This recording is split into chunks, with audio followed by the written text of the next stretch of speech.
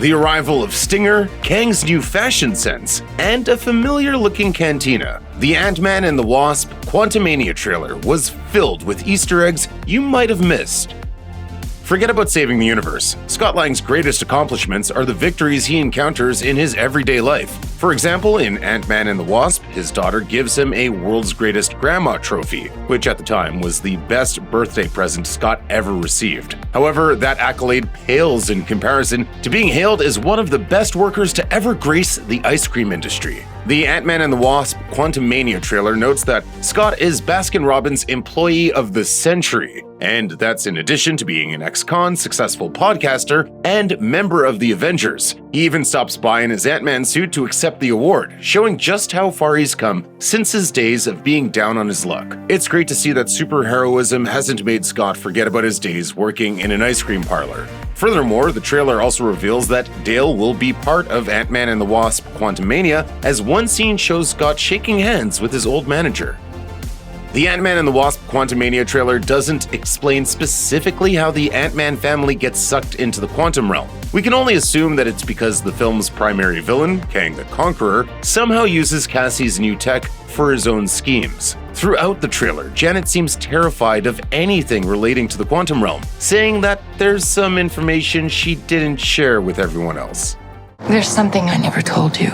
The trailer makes it seem like she's talking about Kang, who looks to be in control down there, or at least has a very imposing presence. Could Kang be the reason why everyone's in the quantum realm? Is he chasing after Janet for something she did there? Did Cassie's technology somehow awaken him? MCU fans will remember that Ant-Man and the Wasp revealed that Janet spent 30 years in the quantum realm before Scott rescued her. There's no telling what kind of trouble she got into during that time, but Ant-Man and the Wasp Quantumania will definitely give us some answers. The clue was in the title as to where Scott and Hope would spend their next adventure, but now the new trailer confirms that they're not the only ones headed to the quantum realm. After Cassie's quantum satellite apparently makes contact with all the wrong people, all of Ant-Man's allies are pulled along with him into a strange new world. It's a secret universe beneath ours. From here, the trailer lays on the stunning and surreal vistas of the quantum realm pretty thick.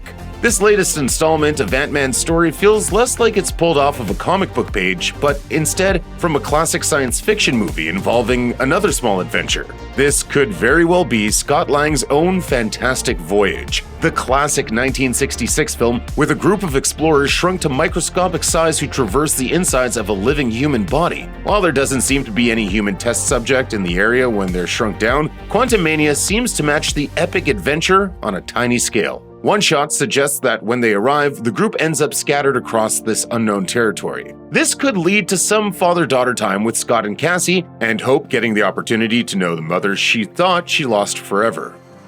It's hard to ignore the fact that a bar scene during our peek into the quantum realm as the trailer plays out feels like a visual callback to the Star Wars saga. The circular half bar, its multi-armed bartender, and the well-packed room definitely harken back to the Mos Eisley cantina. The bar in the trailer seems to have more of an air of sophistication that Mos Eisley lacks, but several patrons are seen wearing brown cloaks reminiscent of Obi-Wan Kenobi and his protege Luke Skywalker. The earth-toned outfits feel like a callback to the Empire, and many of the characters seen within the establishment resemble the rubber-faced puppets of the sci-fi classic. In Ant-Man and the Wasp Quantumania, however, there's a lot more neon involved, and the lighting is generally warmer in tone. There are also what appear to be strange hookahs sitting on several of the tables. Fans will have to wait to see how these devices, and the bar itself, will be used in the film.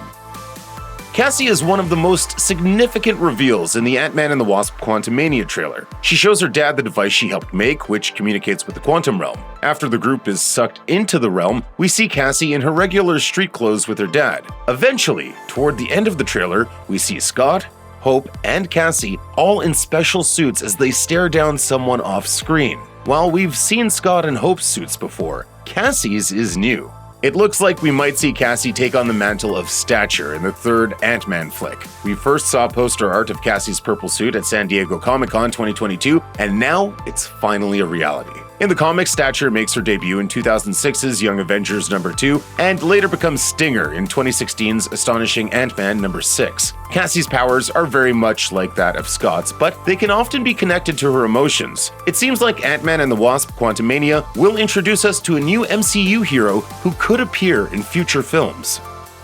All it took was a scene-stealing monologue in Loki and blurry camera footage from D23 to get fans hyped about Jonathan Majors' next take on Kang. An outstanding performance was always guaranteed, but the fact that this appearance would potentially be completely different from what we had before was even more exciting. It only takes a few seconds to confirm that this Kang isn't quite as jovial as the one before, and he might have some plans for conquest. So, what's it gonna be? Ant-Man. In the trailer, we first get a good look at him in his iconic getup from the comics, which originates from the 40th century. From there, the Conqueror-to-be is shown having a brief chat with Scott, with Kang coming off as far more threatening than the jokey anarchist we met before.